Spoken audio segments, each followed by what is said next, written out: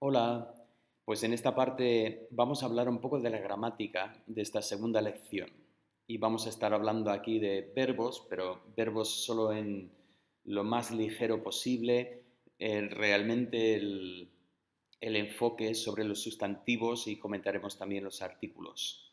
Una vez más voy a intentar hablar rápidamente porque quiero que el vídeo sea bastante corto. Igual tenéis que volver a repasar el vídeo, escuchar una parte otra vez, pero también tenéis el libro. Incluso a lo mejor interesa primero leer el libro y luego después ver este vídeo. Por lo tanto, si no has leído el libro todavía, te animo que sería mejor intentar hacerlo en este orden y luego después veréis cómo yo pues hablo de los mismos temas que ha tratado el libro. Yo voy a empezar con el verbo. Y creo que para nosotros todo el mundo sabe lo que es un verbo, ¿no? Un verbo es una palabra, pongo aquí una palabra que denota una acción o un estado. Muchas veces lo simplificamos y decimos una acción, aunque tenemos muchos verbos que realmente no son acciones, son estados. Pero bien, sabemos lo que es un verbo. En castellano, el verbo tiene tiempo. Bien, estamos hablando de presente, futuro, imperfecto, pretérito perfecto, pretérito simple. Tenemos todas estas formas, ¿no? que sabemos. Si cogemos el verbo hablar, estamos hablando de hablo, hablas, habla, hablaré, hablaba, hablé, he hablado, había hablado, pues estas formas. Bien, tiempo, persona. Cuando hablamos de persona, hablamos de primera, segunda, tercera persona. Primera persona, por supuesto, de la persona que habla, yo, incluso en plural, nosotros. Segunda persona, tú, usted, plural, vosotros, ustedes. Tercera persona, él, ella, y en plural, ella, ellas y ellos. Y finalmente el número. Número, trabajamos en singular y plural y los verbos funcionan siempre en este o es singular o es plural. Ahora, yo sé que es una simplificación presentar eso así porque también hay otros asuntos. Podríamos hablar del modo del verbo, modo indicativo, modo imperativo, modo subjuntivo. Podríamos también hablar de voz, hablar de la voz activa, la voz pasiva. Pero de momento es suficiente lo que hemos hecho, hablar de tiempo, persona y número, y realmente nosotros vamos a enfocar sencillamente en persona y número, ya que tiempo es un poco más adelante, que todo lo que hacemos de momento va a ser presente. Ahora, en griego tenemos, por supuesto, tiempo en los verbos, aunque también comento que no siempre es tiempo lo que tenemos en mente, más bien hablaremos un poco más adelante en cuanto al tema de aspecto, que aspecto es no tanto el tiempo, sino la forma en que vemos la acción y podemos argumentar que el castellano también pues recoge ese concepto de aspecto y persona y número. Voy a hacer este comentario porque en la página 56 del libro el, el libro hace el siguiente comentario. No todas las oraciones mencionan el sujeto explícitamente. A veces el sujeto se entiende en el contexto y el verbo indica el número. Y sinceramente eso es uno de los momentos que se nota, que creo que la versión original de este libro se hizo en inglés y luego se ha hecho una traducción al castellano y luego se ha hecho una ampliación y, y una edición del castellano, pero sinceramente esta nota realmente sobra. Está muy bien para el inglés, porque el inglés siempre necesita un sujeto con el verbo. El verbo nunca es suficiente en sí y tienes, por lo tanto, que poner un sujeto, un pronombre, un nombre ahí. Pero en castellano, obviamente, entendemos que no es así. En castellano dices, fui y no hace falta decir yo fui. Dices, me dijo y no hace falta decir él me dijo. Entonces esta nota realmente sobra y sinceramente el ejemplo que han puesto en el libro me parecía más complicado que comentar sencillamente que esto es igual que funcionan los verbos en castellano. Así que si has leído esta nota, estaba un poco confundido, pues es eso nada más. Realmente es suficiente para nosotros de momento en cuanto a verbos, o sea, entender el concepto de persona y nosotros empezamos en la tercera persona singular hablando de él. Bueno, como ya habéis visto en el diálogo, suponiendo que habéis leído y habéis escuchado ya el vídeo sobre el diálogo, pues todo era él, ya que teníamos 4 chicos, Marcos, Nicodemos, Petros y Filipos. Pues todo hemos hecho en tercera persona singular. Más importante, los sustantivos. Bien, cuando hablamos de un sustantivo, ¿qué es un sustantivo? A ver si te acuerdas cuando has estudiado lengua, ¿no? Un sustantivo es una palabra que nombra una persona, un lugar, una cosa o un concepto. Son nombres y por eso también en vez de sustantivo muchas veces los llamamos nombres. Bien, en castellano, ¿qué tenemos? Bueno, los sustantivos tienen número, obviamente singular y plural. También es verdad que hay sustantivos que rechazan un poco el tema de singular y plural, pero no tenemos que entrar en eso. Y tienen género, masculino, femenino. Y he puesto el ejemplo de aquí de chico, chica, chicos, chicas, para demostrar que estamos hablando aquí de esos conceptos, ¿no? Número y género. Ahora, cuando hablamos del griego, tenemos que entender que en griego los sustantivos van a tener también número, singular y plural, y van a tener género, masculino, femenino, pero vamos a añadir neutro. Y finalmente tenemos caso. Bueno, hablaremos más de caso, pero primeramente quiero hablar de género. Cuando digo género, una vez más, espero que lo entiendas por el castellano. Cuando hablamos de género, no estamos hablando de biología, no estamos hablando de chicos y chicas, estamos hablando de un concepto gramatical. Por lo tanto, en castellano, cuando decimos que mesa es femenino, pues no tenemos que buscar algún motivo o imaginar que mesa de alguna forma nos hace pensar en una chica o nos recuerda a nuestra madre o todo el pensamiento es absurdo. O sea, hablamos de género y no tenemos que pensar biología.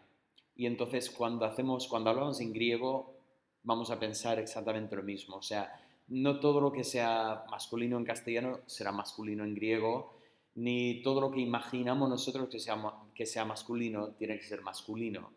Bien, y en ese sentido, pues también el libro hacía un comentario raro también. En la página 55 decía, muchas veces no hay concordancia entre la clasificación gramatical y el sexo del objeto representado y no se ha podido explicar satisfactoriamente esta falta de concordancia.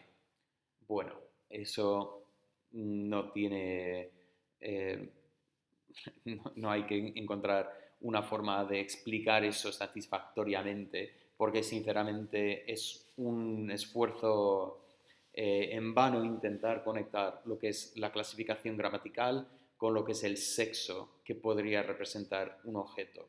Bien, entonces entendemos como entendemos en castellano, hay palabras que son masculinos y palabras que son femeninos y ya está, que no hay que darle más vueltas. En esta lección todos los sustantivos son singulares y masculinos, para empezar, ¿vale? Conceptos gramaticales continuando. El concepto importante aquí que nos lleva a poder entender lo que es el último tema que tenemos que tratar, que es caso. Y tenemos que entender el concepto de la oración. Una oración se divide entre lo que llamamos sujeto y predicado. Cuando decimos predicado, lo que queremos decir es el verbo y posiblemente cualquier complemento que tenga este verbo. El libro hace este comentario, la oración puede hacer una pregunta, expresar una exclamación, dar una orden o hacer una declaración.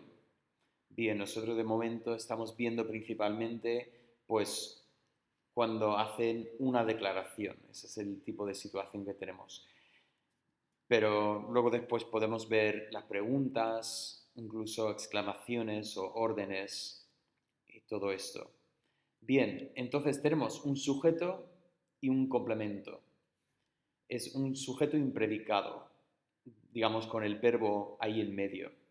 Ahora, lo importante entender es que Para nosotros, en los sustantivos en castellano no hacemos ninguna diferencia cuando pones el sujeto, cuando pones un sustantivo como sujeto, cuando lo pones como complemento. Pero vamos a pensar, bueno, pongo el ejemplo aquí. Decimos, Juan conoce a Pedro, Pedro conoce a Juan. Notamos el orden de palabras es importante, o incluso esa pequeña A personal en que decimos Juan conoce a Pedro, incluso si podríamos decir a Pedro conoce Juan, o Juan conoce, algo así. Pero sí que nos llama la atención cuando lo ponemos en pronombres.